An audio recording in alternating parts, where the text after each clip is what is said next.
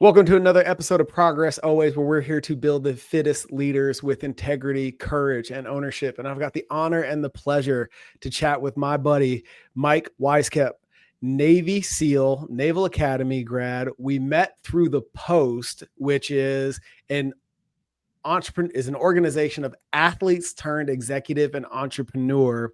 And I put my feelers out inside that group because there's so much talent, so much nuance, so much incredible narratives that speak to the transition from athlete to executive. But in our case, it comes in twofold, because a lot of the conversation I'm having out here in the world right now has to do with the similarities between leaving sport and leaving the military, and the parallels of the identity shift are uncanny. So we'll dive into all of that. But first and foremost, man, thank you so much for taking the time and making yourself available this morning. Yeah, thanks, brother. Proud to join you. I was telling you before we mic'd up and went live, I went to Air Force Prep on my way into the Air Force Academy. You had a stint in D3 before the Naval Academy. And before we compare notes on Air Force versus Navy, tell me about how that came to be for you. How did you leverage that short experience in a civilian institution on your way into the Naval Academy? Yeah, the reason why I went to the small D3 school, Rose-Hulman Institute of Technology out in Indiana, small school, engineering, it was all guys at the time, was because I didn't get into the academies. And when I was in high school, about midway through sophomore, junior year, I saw Top Gun and I thought, that's what I want to do. I want to fly. I mean, best recruiting movie ever. And so when I didn't know a lot about the military, and I wasn't in a military place in the middle of Indiana. So I thought you had to go to the Air Force Academy. So I applied to the Air Force Academy, and my grades sucked. I didn't have anything. I swam and I played soccer and I did stuff, but like I look back in that, I was not a competitive applicant. But the process of going through the application, all these things that I had checked, like, man, I haven't done anything. Like, I can't check any of these boxes, top 10%, valedictorian, all these different things, like volunteer hours. Like, man, what have I been doing? And so I didn't get in, obviously, but I thought, what do I need to do to fill out that application next year and be a stronger applicant? So I joined Air Force ROTC. I was in the Arnold Air Society. I was drilling with the Air Force cadets. I wasn't getting any money for it, like no scholarship, but I was in Air Force ROTC. I joined every club and joined every sport that would take me. And at the school, since it was a very smart school, a lot of engineers, there wasn't a lot of great athletes. And so I was able to get on a lot of teams that I probably wouldn't have been able to otherwise. Joined a fraternity, where I had a lot of mentorship and I really found what it meant to be a brother, and like that built a lot of core skills in me that that I've used throughout my life. And so this Division III experience gave me a chance to do a ton of things. And then I reapplied, and in that process I decided to reapply to all of the service academies, and still never got into Air Force Academy. It was never good enough. They didn't want me. But I got into Navy and thought, well, I can fly at Navy, and so I did that. Now, as some people know, you got to do 4 years at the service academies. You don't get to like skip a year just because you did. But so my grades were mediocre again at that Division III school. And I thought, man, the academies are so tough. Everything's hard. I'm just going to take all the classes over again. So I started square one again, my freshman year at the academy. Thank God I did. Redoing, calculus and differential equations and chemistry 101 things, doing them again, I did a lot better. And so I was able to get a good foundation set up. But I had a blast. I was a social chairman of my fraternity. I had all kinds of stuff. I mean, if I had not gotten into the academy, I don't know if I would have graduated. And so when I did get to the academy, and they turn off all your social interaction, totally, like you can't, I mean, you become like so closed off. I was like, I'm good. Like I've been partying for the last year. I don't need any of that. And a year older, a little bit more mature kind of helps. And I just had a different perspective going into the academy and kind of how I approached it. Mm-hmm. So you want to fly, and then you end up a SEAL. How'd that work out? Yeah. So I was a swimmer at that's what I really kind of grew up doing, was being a swimmer in high school, going to college swimming. That opened up a lot of doors for me.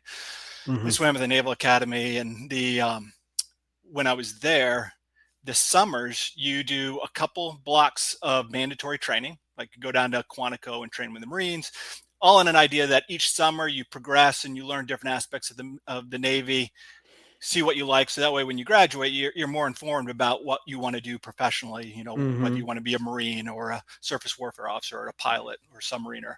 And one of my upperclassmen said, "Hey, you're a great swimmer. You should think about going to dive school for one of those blocks of training." Oh, shit. Okay. That's great. So they have dive screener. It was miserable, like Thursday to Sunday and a long weekend, you give up your like vacation, and all of the upperclassmen just, they don't haze you, but like they run you down. I mean, you're wet and sandy, push-ups, people are dropping out left and right. I'm like, oh my God, what is this? I just kept doing it, because that's what swimmers do. We like to do mundane, boring things for long periods of time. And so, I just figured it was like doing laps again. And I kept going. And so I got into dive school, but then that summer, the dive school didn't have any billets. So I was like, well, why'd I do all that stuff? And there was a Marine captain on the yard that scheduled these things, and said, hey, you did really well on the screener for dive school. We'll open up a billet for you to go to airborne school. So I went down to Fort Benning, Georgia as a midshipman. Yeah. And I went to airborne school. And so at the time, this is mid-90s, there was no like SEAL jump school like they have now. So all the SEALs that were graduating from BUDS would come out there and they'd go through jump school on their way to earning their trident. So they put all the Navy guys together. And so I got lumped in with all these SEALs, and they were the coolest guys I had ever met. I mean, just solid, nothing flushed them. They were just rock stars, but they were incredibly kind. Like they treated us as midshipmen like people. They weren't above anything.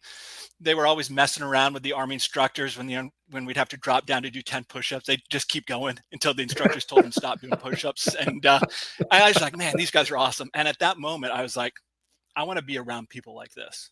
Like I want to be surrounded by men like this. Oh, is that and they have a great mission too. That's awesome. But it was the men that I met that actually made the decision for me. I'm gonna pause you really quick, because I played football at the academy, and moving through that prep school experience, and obviously the fraternity that is athletics in that container is just how I describe it. We became men together. Yep. And there's the guys that I played with at the academy, and then there's the guys that I deployed with in the Marines. And those two fraternities, man, we are inseparable. Now, that short experience before INDOC and going to BUDS and stuff like that small sample size that you had that summer at the Naval Academy with those SEALs at airborne school, how different was that from any of the relationships that you had fostered at the academy?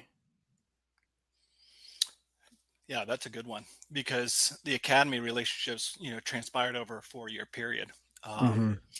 Whereas this was a 3-week school, and yet the intensity of the training and kind of the breaking it down to like, everyone's got to suffer together. I mean, it's like a time accelerator. You skip through so much stuff. Like when you go through adversity with someone, even if it's just one event, one time, there's a bond, I think, that forms that can't be replicated anywhere else. Now, sometimes that adversity takes years, maybe it's a semester, maybe it's time, but the more intense the adversity, I think the more that connection, that bond is. I'm guessing that when there's crises around the nation and different circumstances and issues, that people have never met each other, but there's that event where they're on the same plane together and something happens. They're bonded in a way that can't be replicated. And so I think that the bonds I made with those guys just during that 3-week, it certainly opened my eyes to the caliber of individuals, but also like I formed some good friendships there. I actually maintained some of those friendships. Yeah. And when I went through BUDS, Some of them were my instructors, which was which was not good, not good at all. And like, hey, I remember you. Were you at airborne school? I'm like, oh no, that was immediately skylined off the jump. Oh man! But then I went off to war with them too. Yeah, and and so there was trust already there. There was something that we already had together that established the working relationship, the professionals, and then the brotherhood that kind of follows. Yeah. So here's a question for you, because this is what's interesting culturally from an inter-service perspective. The Marine Corps, as far as the big green machine is concerned, and the way we develop officers, is unique in that we have the basic school. That first 6 months as a second lieutenant in the Marine Corps, that's where everybody starts. It's not like the Air Force, where you graduate from the academy and you're out there in the active service. And it really puts everybody at square one on the same playing field. And you realize that regardless of your pedigree, your commissioning source, OCS, ROTC, or the academy, or being prior enlisted, nobody knows shit about shit. And we're all starting from square one. Yeah. How does that dynamic exist when you move through the SEAL process as opposed to joining the big blue machine, the Navy? Yeah, in fact, it's at the core of what makes SEAL platoons so effective. And let me talk you through it. Yeah. So think you join a SEAL platoon, all right? You're a brand new guy. You go to SEAL Team 5 and you check in, and this is 2010. This team just comes off deployment from Mosul, Iraq. And you're joining a platoon of 16 guys that all have 6 months of combat experience. Like just 2 weeks ago, they were kicking down doors. Right. And all you've done is graduate from BUD/S. Okay. And if you join them in stride, trying to run as fast as them, you are a liability. You're a weakness in the team. You're going to make a mistake. You're going to drop around in the kill house, which could have catastrophic effects to your teammates or others. And so what we do is, it doesn't matter how much combat experience you have. When that platoon starts up anew, everyone starts at zero again. Because there are guys that are just brand new, and there's guys with a lot of experience, but you start your training without shooting, walking, using stick guns, talking through it. The mantra is crawl, walk, run. So you crawl as a platoon through each evolution and each phase of training, and then you walk, and then you run. And by the time you get to that run phase, you're a cohesive team and you're really solid, but you can only do that by coming through it together. You can't just parachute into it as a brand new guy, because you're going to be at a disadvantage. And so the way we train and develop SEAL platoons is based off of that mantra, which is everyone starts together.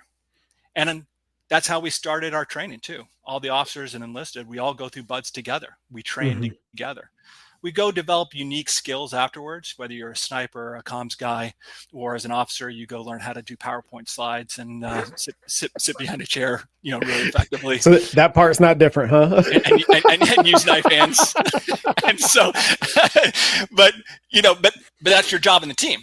Just like everyone's got a role. The officer's role isn't be a sniper. As soon as the officer does that, they see is the scope.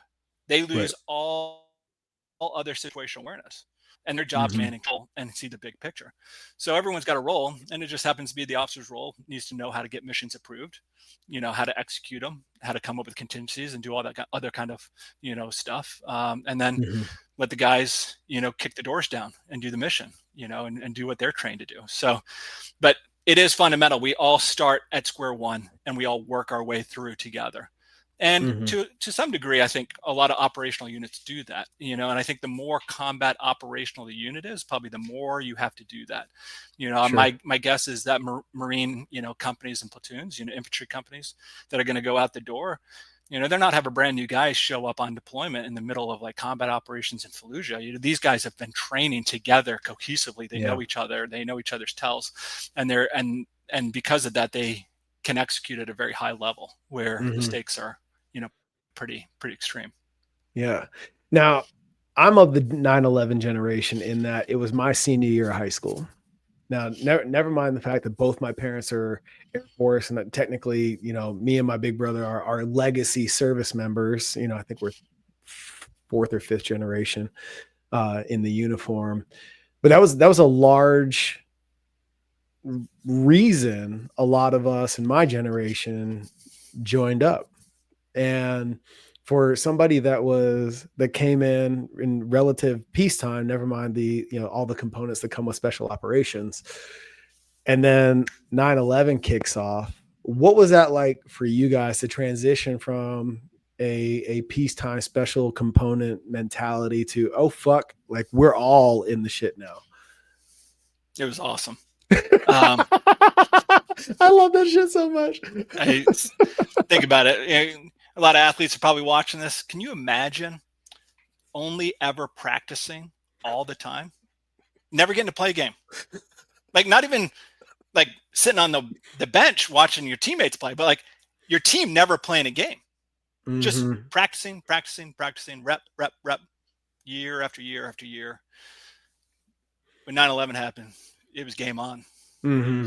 We were playing games now. They were real games. And and it was everything I wanted. It was everything I'd trained for. It was everything I was naively as a young, SEAL operator, it was everything I wanted. Yeah. And I'm certainly proud of it, but it has its consequences as well, and I don't say this, kind of lightly when I say, so excited it's everything I wanted. There's consequences to these things. There's baggage that comes, for different guys, it affects you in different ways and different things. But I am professionally fulfilled at this point in my life because of that experience. Yeah. Now, is there a hierarchy of teams in that? Like SEAL Team 6 is the one that always gets mentioned everywhere all the time. And there's obviously, if that's number 6, there's 5 more and maybe a couple more beyond that. Is that just because of the mission that they fulfilled and, the Michael Murphys of the world that makes that team, that gives it its celebrity? Or do these teams have specific missions that they fulfill as specialties that they fulfill inside the mission as well? How's that work? Yeah. Pre 9/11, the teams were aligned geographically. And so a lot of the interest of where people went and the types of operations they conducted were really based off of the team they joined. And so if you were at SEAL Team 1, you were dealing with jungles in Southeast Asia. And if you were at SEAL Team 3, which is the command right next door, you were in desert camis and going to the Middle East all the time. And very different mission sets and responsibilities for those things.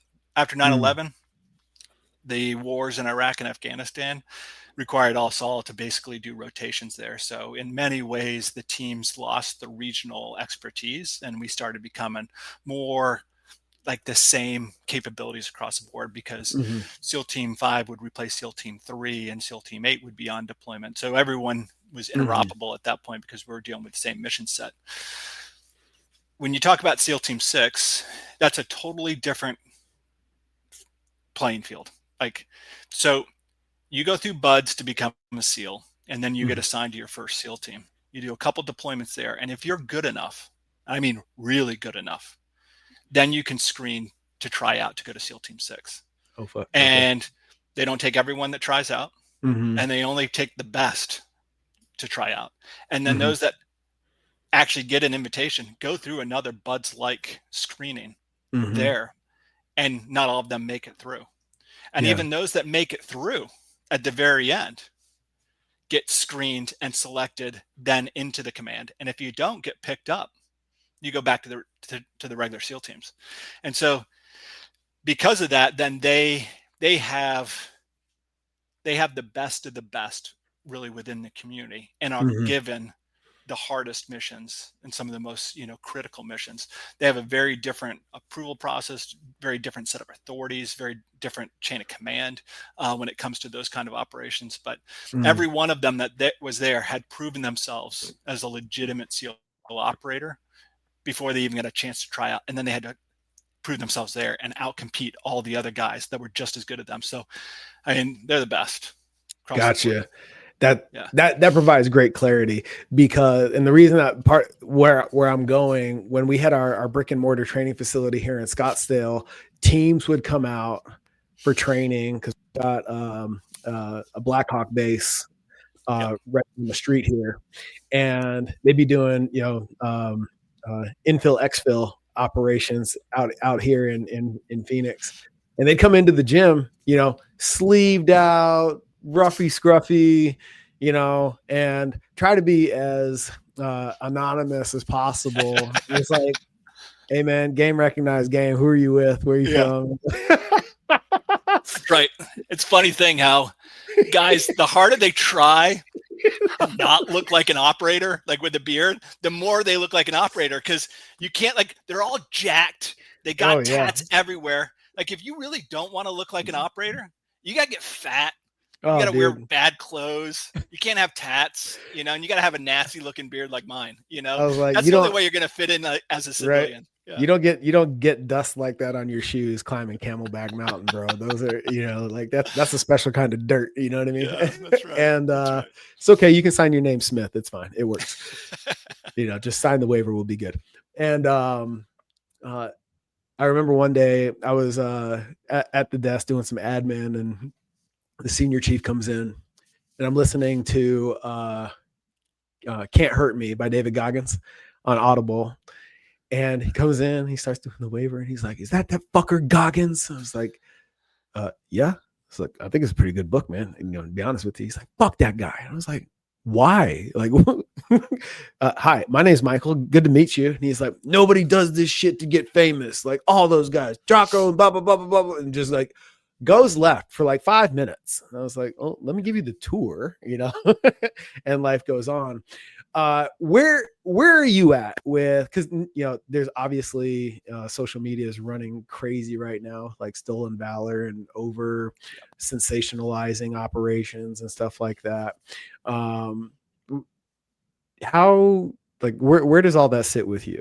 Is it worth your time? Does it impact the way you view your service compared to what your memories of these things? Like, where do you sit with the celebrity of your community? Yeah, I'm a bit conflicted by it overall. I think when I was younger, I was certainly far more judgmental, to people that would do that kind of stuff and pretty absolute on it. I think I've gradually kind of rounded out my edges a little bit, and a couple of different reasons. So first and foremost, I don't love it. I don't love the guys talking about what's going on.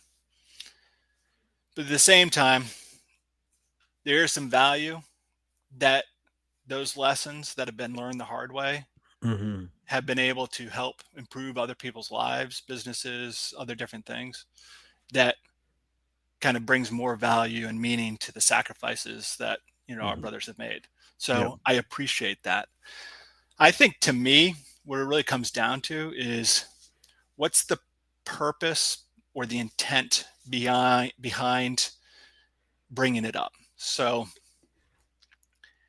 when Jocko gets out there and he writes his first book with Leif Babin about extreme ownership, and he's out helping companies, and he's telling stories from combat and translating them into business, lessons learned. I've never read anything or seen anyone more effective in being able to make that translation and communicate it so effectively. Yeah. And at no time do I ever feel like, when Jocko and Leif are talking about this, that they're taking personal credit for it. They're sharing a story. They're sharing lessons. I think there's others that jump on kind of the, social media, kind of, glamour tour, and it's about them. Mm-hmm. And as well as I do that none of us do any of these missions by ourselves. It takes a team, and sometimes the team are the operators, and then there's a team of teams behind them to make sure that those operators can execute. Absolutely. And the best guys, when they're communicating kind of, what's going on in the SEAL teams or what it is like to be a SEAL or lessons learned, stuff like that, actually, share that perspective. The ones that have to use their name, what did I do? I have a lot of contempt for those people.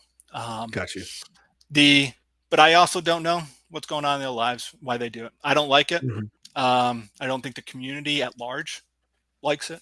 Mm-hmm. But, I live in a glass house, and so I have a hard time showing. Now, I will say this: as much as I don't like it, people are reading those books. Young men in high school are seeing those stories and going, "I want to do that." Yeah. And I don't know if we've got evidence to prove this, but my guess is we're probably getting candidates into the SEAL training that would have never come our way had they not heard about us or aware of us. And maybe they're better. Maybe they're seeing how hard it is, and maybe they're training more to be more effective when they come in. I don't know if that's the reality or not, but if it is, when I was at the academy, I read all the SEAL books from Vietnam. I couldn't put them down. Right. I was like, man, I could not get enough of them. Mm-hmm. So my guess is the current generation is doing the same thing with our stories. And so I would only say that for me, I try not to judge too hard on it. And but really it comes down to, I think, the intent behind what they're doing. Sure. Is it about them, or is it about sharing the stories of the team so other people can be better? I'm on board with that stuff, not on board with the personal stuff. Yeah. As you're saying that, books that really sing out to me as I was developing as a cadet at the academy and as a young officer in the Marine Corps, The Old Breed, Helmet for My Pillow. And then as I was moving through the basic school, Generation Kill came out on HBO, and it was like, and that my brother is 8 years ahead of me in service. Okay. And one of the coolest moments of my career was meritoriously promoting him to Staff Sergeant. Lieutenant Anders promoting Staff Sergeant Anders. It was fucking awesome. That's awesome. And, there is when I left active duty, my second career in the Marine Corps Reserve was with Recruiting Command. And it was really interesting, when I would consider your progression into officership to be one of a journeyman, like you kind of, not to dismiss your track, but you came in the back door, so to speak. It wasn't direct. And sitting there in Recruiting Command, I think this is where we're at, where the pendulum is correcting now. There was this period where we were moving kids so far away from like that trade mentality, this aggregate of experience that makes you complete, so to speak. And I'm interviewing these kids that have, perfect scores on their SATs. They're, top 1, 2 in their graduating class, et cetera. And they want, they're quote unquote competitive for an ROTC scholarship or an appointment to a service academy. And it was like my trump question in the initial interview process was like, give me an instance of adversity that you've overcome that didn't have to do with academics. Yeah. And they were so insulated in their lived experience up to this point. It was like, man, I can't in good conscience move you forward. And then all of a sudden, every once in a while you get the 3.2 GPA varsity athlete with a part-time job from a single parent household. And it's like, tell me a story, man. Yep. And it's like, man, like life is hard. but I'm managing it and da da da da da da da. It's like you are better equipped for what, even though you don't know what you don't know, you are better equipped to handle what's coming than the one trick pony that is intellectually sound but hasn't overcome very much in terms of their lived experience. How congruent is that with your experience on your side of in your military experience? Yeah, I couldn't agree more. I think we got to be really careful as a society what we decide to use as metrics for measuring either success, but also for gaining entrance into, institutions or into the job market. I think, it's too simple to use a SAT score, as a measure of academic capability and going into school, because if you're a bad test taker, you're not going to perform well. And if you have a lot of money, your parents are going to send you SAT prep courses. Okay. And if you come from a good school that prepares you well for that test, you're going to do better. I don't believe that's a good measure, that we should be using to be able to get in. And thankfully, a lot of other colleges agree with that and aren't using that as a metric anymore. But what you're talking about is, and how do you measure something that's qualitative? Intangible. That's exactly right. And that's a tougher thing. And my experience, what makes a good team guy are the ones that aren't the fastest, aren't the smartest necessarily. Maybe they are, but they're the grittiest, the hardest working. So how do you teach that? And you can learn that skill by being the valedictorian of your class and being the quarterback in the football team. And you can also learn it by being the bottom of your class and having worked 2 jobs because, your dad left when he was 5 years old and now you're taking care of the family. And you can't participate in sports because you don't have time for that. And you can't do all the after-hour club activities. So when you go to fill out your application, you can't get into these places. We got to make sure that we shine a spotlight on those individuals, and then we make sure we bring them up and we go find them. And I think we can't passively sit back and take just who looks good on paper. I think we need to actively go out to our communities and find those places where, young men are being driven and pushed and tested, and we see something special in them, and we're going to lift you up. We're going to bring you to this place. I just went to a ship christening ceremony yesterday for the Lewis Wilson Jr., the new destroyer being built here in Bath, Maine. General Wilson was commandant in the Marine Corps back in the 70s. In fact, under his watch, the proud, the Marines all came, under him. He set new standards. He earned the Medal of Honor as a captain in the Battle of Guam during World War II. The reason I tell this story is this is a kid who grew up where his dad had left before he kind of had grown up. And he basically took care of the family. And the stories they were telling yesterday about who he was, he had a goat cart where he would grow vegetables, and then he would sell them around town and be able to take care of his mom and his family. And then he was able to go off to college, Millsaps College down in Mississippi, I believe it was. And he was always proud that he didn't go to the service academy. He's like, I paid for my education, and it was a damn good one. And he's one of those guys too. He became a general officer, and sometimes we look at our officers and kind of with some disdain, kind of like, what have you done to prove yourself? But there's good ones out there too, like him. And, I think we just need to find more of them, especially when we don't have as big a numbers we need to bring. We don't have to have volume. Then I want those recruiters to be out there looking for, that next Lewis Wilson, whether he becomes an officer or he's an NCO, because that's what's going to make our military strong and our country safe. Yeah, 100%. Now, I was an air traffic control officer, and I ran UAV operations in Afghanistan, and then obviously did the recruiting thing in the reserves thereafter.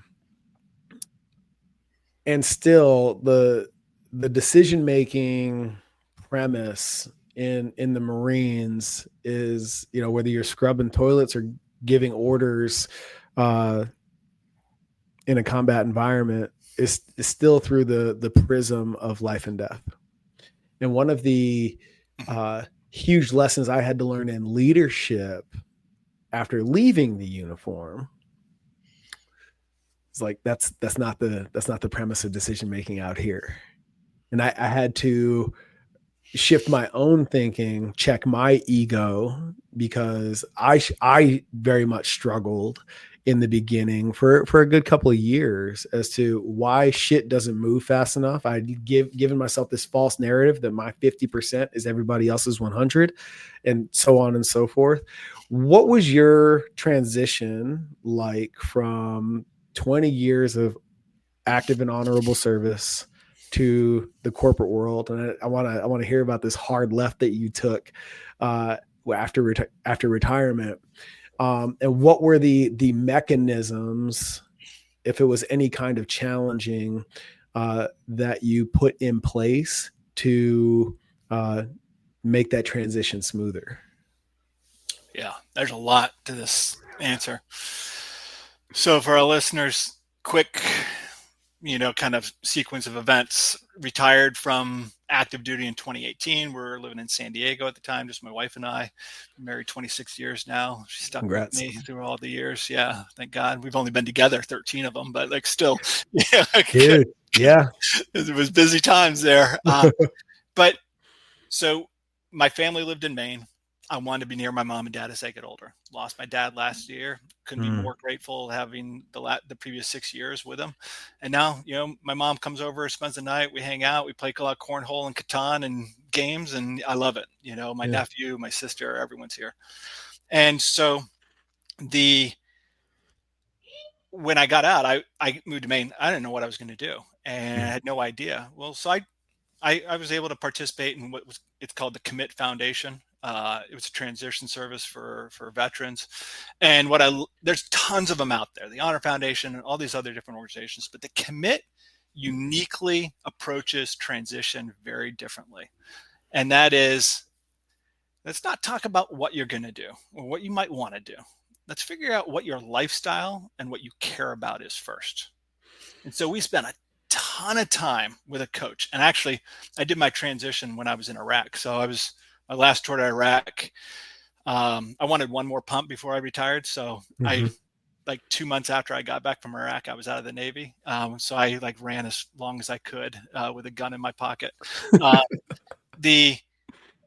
I needed to do my transition service remotely. And Commit Foundation was the only one that actually did that. So I would meet with my coach who lived in Virginia Beach, and I'm in Iraq once a week, and we would talk through stuff. And it was just her trying to pull, what do you want? Like, what kind of life do you want to pick your kids up at soccer practice? Do you want to work, volunteer at your church? Like, what do you want? Because if you're not careful and you just go looking for a job, you're going to get a job.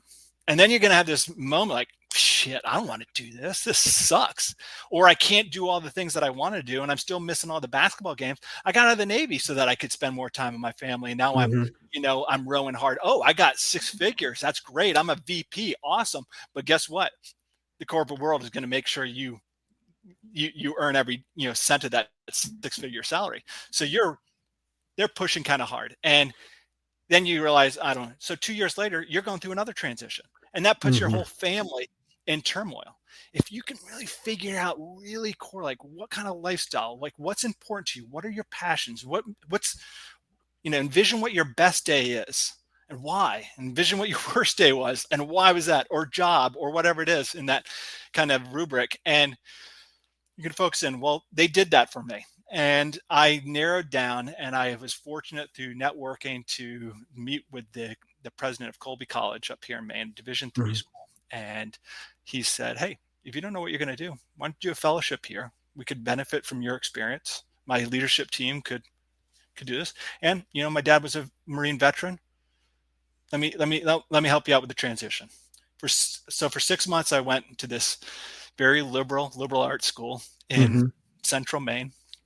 And I got to know higher education and kind of the values of it. And before long, I stayed on to do strategy for the college. And then mid-semester, the athletic director moved on to a new assignment. And so they were gapped. And that was just a job you can't gap. With 700 student athletes, games going on all the time. And so the president said, "Hey, Mike, I know you don't know anything about athletics, but I know you know how to run an organization. So I need to get in there." And the culture had some challenges. There were some issues internally, and we were building a $100 million brand new athletic facility, state of the art. Like all that required someone watching over it. So I jumped in, and I did that for the next 5 years. I didn't anticipate how COVID was going to throw a wrench into all of that stuff. Yeah. But I was asked this question that, many times, man, how do you do this? Like when you were in the SEALs, like you had life and death decisions, like you must be bored.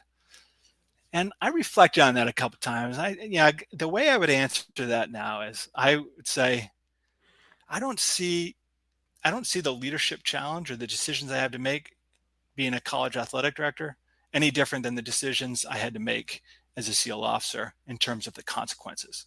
Certainly on target stuff, there were some immediate life or death decisions sometimes, or just how we did things. But honestly, those were very temporary, usually in nature, sometimes big consequences.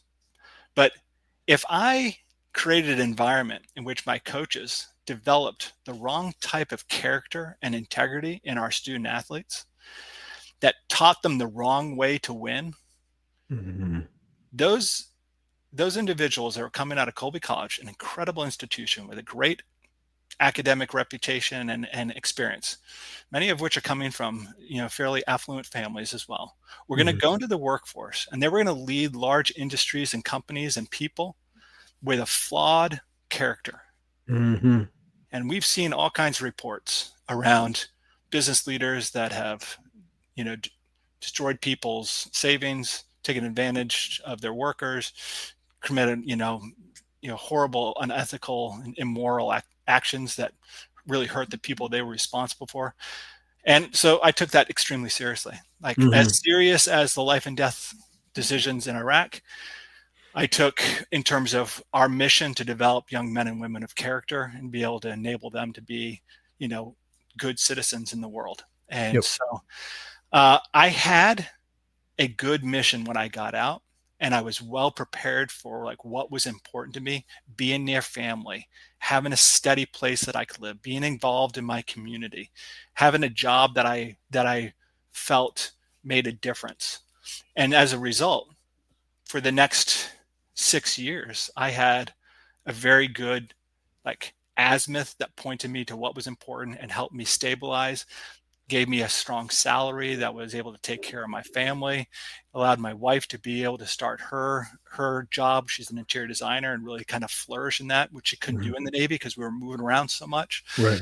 And so I got lucky, but I spent 2 years before I got out preparing for it too. Like I was I didn't just all of a sudden show up to Maine, and I didn't just one day meet the president of Colby College and he said, "Hey, here's a job." That took months and years in advance to prepare and sow the seeds and do the networking, and then the transition services and relying on other people to help me navigate this process, and then getting into the place and finding kind of my purpose.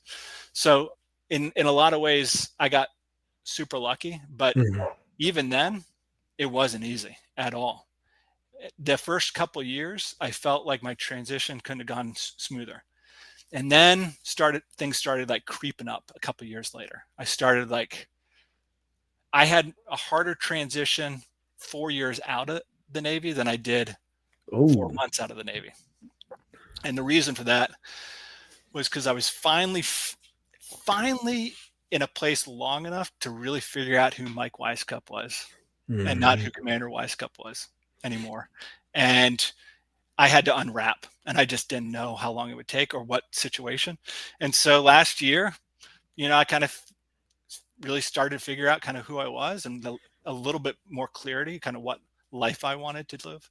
And so I made a pivot over to the private sector, and I'm back in the national security game with a defense technology startup company. And I love it. I'm working with teammates. I'm supporting soldiers, with real missions to be able to do their job, feel connected. And I don't work on the weekends, and no one calls me on the phone anymore. I'm not responsible for revenue. I'm not in charge of anyone for the first time in like 15 years. I love it. I have no stress. I'm as good as I could be. And now I'm a lot better husband and certainly a lot better Dude. to my family. But it took me a while to figure that out. Yeah. Well, I'm I on want, the transition pathway. yeah, I want to applaud you for having, at the very least, the awareness to be patient with yourself. Because part of our process at Next Level is putting alignment first, right? Yeah. And as we were sunsetting our brick and mortar training facility here in Scottsdale this past summer, I got offered a chief operating officer position at an up and coming franchise out of Austin, Texas. And thank God you said you took 2 years at the tail end of your career to transition into the new season of your life. Thank God that I was doing that work on Michael to identify that the work that really needed to be done, never mind revenue, scale, and all the other, buzzwords of business. It's like I finally got to a point where I'm in the best place I've ever been as a husband and a father. And what we teach our clients now is to identify, much like you've done, what's actually important to you. And we'll build a life, we'll pursue business opportunities, et cetera, that fit around that, as opposed to doing what you just cautioned us against and just diving into the next sexy thing. Yeah. And because I had identified that, when push came to shove, I'll spare you all the boring details. I walked away from that opportunity because it would have compromised where I'm at as a husband and a father. Yep. And people are like, "Oh my God, dude! Like, so what? Now I'm up against the gun, trying to find a new property for the gym, etc." And I'm at the same time, amidst all that chaos, I had never slept better. All of a sudden, asthma that I've been dealing with for the longest time just miraculously fucking went away, and it's because I discovered what I'd unpacked, to use your word, what alignment looks like for Michael. Yeah. Now everything that we build moving forward supports that highest and best version of me. Yeah. Right. And it gives you like almost a limitless capacity for all the hurdles, obstacles, and unforeseen adversity that comes with whatever the initiative is. In my case, it's restructuring a company. Right. So like, and it all of a sudden you're just like, to your point, the energy you walk around with is like, man, I am 100. I am so in stride right now. This is amazing. And you probably could have given me the exact opposite description of your situation right now and had the same energy about it, because it was in alignment for Mike Wisecup, not Commander Wisecup. And I love that distinction of identity, because the where I want to lead now is, how long did it take you to identify for yourself that you were living in that commander identity for, a season too long? Or let me back up. How long did it take you to identify that commander identity no longer served you? That's the better question. Yeah. The probably 6 years. Mm-hmm. To put a timeline on. I was today years old. Yeah, that's right. I always want Commander Wisecup to be a part of my life. I'm very proud of it. Very proud of it. And there's times that I want to flip that switch on and off. Mm-hmm. But it's not who I am anymore. I realized when I got out of the military, and I knew it was coming, and I wasn't naive to this, and so I was paying attention to it. Mm-hmm. But institutions like the military or anything, even going to college, it's an institution, creates a girdle. It's like a girdle. Yeah. And for those of our young listeners out there, it's this old school thing that women used to wear around their torso, and it was like bones and all that kind of stuff, and it would tight cinch and all that kind of. Well, when you wear a girdle a long time, because it provides artificial now rib support and structure to your torso, and you go take that off, you realize you got no real core strength. You got no muscles underneath there. And so the military was a little bit like that. Like, I got out of the military and I think I got discipline. I know how to get stuff done. I can work hard, all these different things. I realized a lot of what I thought was me was the institution's structure, and that I had to relearn those things. And I think we have a lot of veterans that really are challenged by that. I don't have to wake up. I don't have to take the annual PRT anymore. I don't have to like wear my uniform, so therefore I got to look all right. You know, I don't have all these different things. And now, because you don't have those structures in place, it just kind of slips away. And we actually, I think the institution provides a lot of the discipline and structure, so we don't actually know what our own personal discipline and capabilities are, and we have to replace them somehow. And if you're not careful, you can go down this slippery slope, and then you're a soup sandwich, and you're trying to figure things out. And that's when guys really kind of struggle, I think. And because I mean, some of the best guys, I mean, they were rock stars, they were master chiefs, they were crushing it, and then they're struggling on the outside. Like there's something like, what happened? And so for me, it was, I had to rebuild things that were genuine to me, that I could live with every day, that were authentic, that had nothing to do with my environment, that had nothing to do with the organization I was a part of. And that took a lot of work, because I didn't know I needed it until it was too late. And I was like, man, I've been drinking way too much. I'm not working out. I am going to the hospital for like GI issues, and like, this isn't good. I'm angry, and like, I'm not sleeping well. These were all symptoms of other things. And I had to like backtrack and kind of start, figuring those things out. Some of it was, I realized I just needed a different type of job that wasn't as stressful, that was compounding these things. And so I needed to take that step away. But I said it before, I'm lucky to be able to do that, because I'm professionally fulfilled based off of what I've done. And I am able to make that shift because I am not chasing something anymore.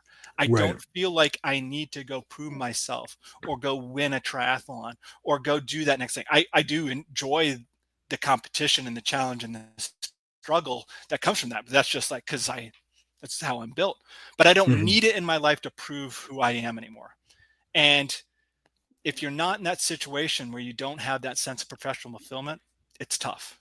It's even tougher, because you're looking for it and you need it. And, but what I've learned is you get to define what that is, and you get to tell yourself what success looks like and what professional fulfillment looks like.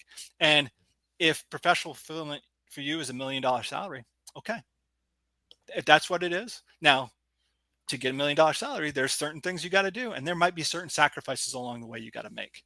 As long as you're okay with that, fine. I'm not okay with that.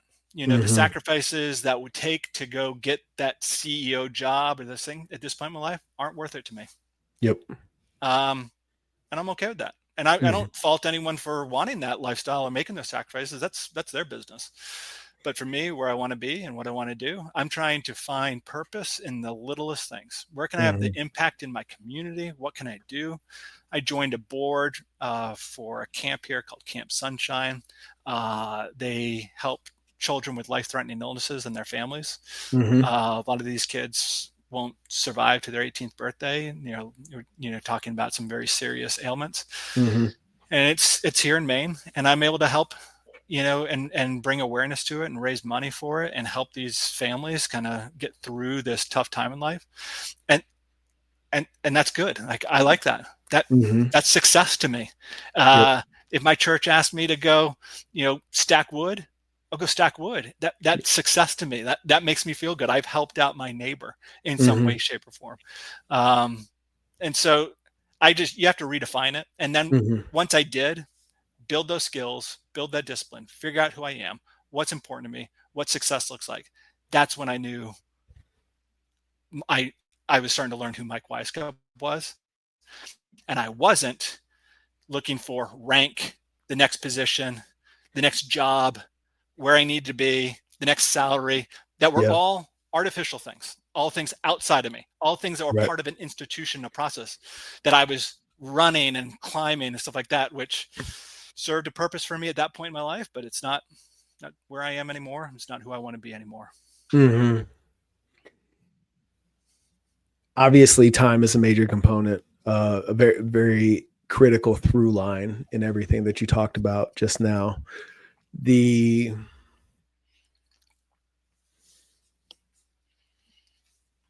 Was there a moment like where the light bulb went on that was like, ooh, a significant shift needs to occur? There was a combination of events, I think. Mm-hmm. There were moments where I was sitting in my office as the athletic director, and this happened fairly frequently, Mm-hmm. where I was talking to a upset parent about playing time or something along those lines. Okay. It happens a ton. It's an area that I was not ready for. I'm taking deep breaths already. Like I'm already feeling my blood pressure rise just thinking about it. And I could spend another hour talking about how incensed I am by this. But I mean, there was never a time in Iraq or Afghanistan that I was getting a phone call from a parent or an email about how uncomfortable the Humvee was or how nasty the MREs that we were eating. Like, it didn't happen. Right. Okay. And so I was not prepared for that. And I was like, what is this? And how are these parents like adversely affecting their children's development by being involved like this? This is just, do they realize the damage they're doing by trying to be protective? And like that just drew on me. Having to let go people that I became friends with for, whether it was firing them for professional reasons or other objectives. I don't like that. I really like getting to know my people and being friends with them, trying to help them out. And I really hate having to part ways with people that's their livelihood and know that they have a family and kids that I've gotten to know. And now they're going to have to be challenged. I didn't like that part. It wasn't the same in the military. If you got rid of someone, they still had a job in the military. They just moved to a different job in the military. So this is different and affected me differently. My dad died and I was thinking to myself, man, I could have spent a lot more time watching Navy football games with him than I did. Why didn't I? I just lived down the road. Oh, because I was up at my own football games for the team, or I was busy and exhausted. I was so damn tired at the end of the day that I just couldn't make the effort to go down there.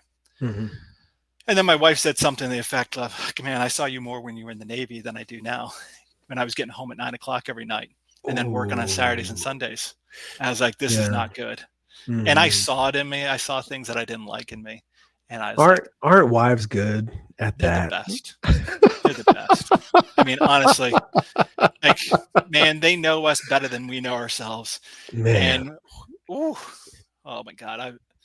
Best decision I ever made. We could have another hour-and-a-half conversation about outkicking our coverage, man. Like, seriously, so it sounds like your wife is operating on the same frequency as mine, brother. Cow. I feel that. Yeah. Unsung heroes for sure.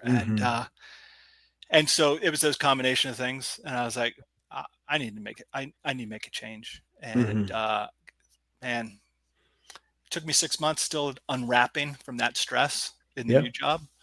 But I'm in a better place now than I ever have been. And I'm starting to be involved in activities and helping out Camp Sunshine more than I could, and helping out with the church and helping out with my neighbors in ways that I couldn't before. Or, after this gets done, going out and play cornhole with my mom. And she's 80 something years, 84 years old, I think. And she still kicks my ass. So it's great. Dude, I feel you on that, man. As soon as we hang up here, man, I'm heading up to see my son get his belt promotion in jiu-jitsu. So awesome. I appreciate the flexibility to make that happen, right? But that's exactly what we're talking about, right? What does your perfect day look like?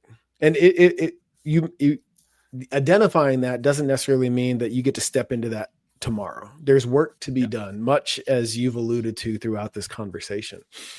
And yet, if you don't know what that looks like or what you desire for that to look like, you're pissing in the wind, trying not to get wet. And so I I'm so happy that we were able to have this conversation and bring it to our audience. Because whether you're a transitioning athlete or a transitioning veteran, or you're just in a place in your life that you know is less than desirable, like everything that you talked about today applies to all three of those scenarios.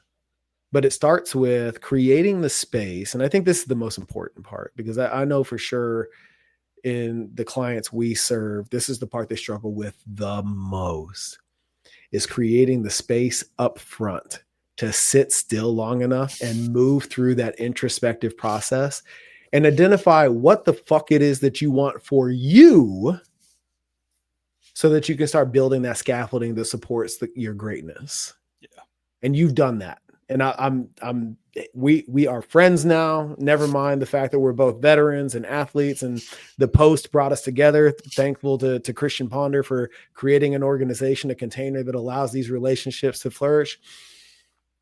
But yeah, man, you are an example of everything that we preach at Next Level, man. And I'm grateful to know you. And any way that we can support you, create a platform to create a microphone for how you serve, we are here for it, brother. Where can everybody listening find Mike Wisecup and glean knowledge from you about that transitional process, dude? Yeah, I'm a big believer in pay it forward, and certainly enough people took care of me and mentored me along the way. You can hit me up on LinkedIn, Michael Wisecup, and if you want to chat, I'll give you all the time in the world to talk through things, answer questions, tell stories, whatever it takes to help you through your transition. But yeah, the only rule is that if I help you, you better turn around and help someone else. So it's a nice link in the chain. There you go. I'm grateful for you, brother. For everybody out there listening, remember, if you want to become the fittest leader, it requires alignment first and progress always. And if you need support in that endeavor, that's why we created the Alignment Village. So head over to nextlevelpfc.com and join us so that we can help you create that scaffolding to support your greatness. Until next time, alignment first and progress always.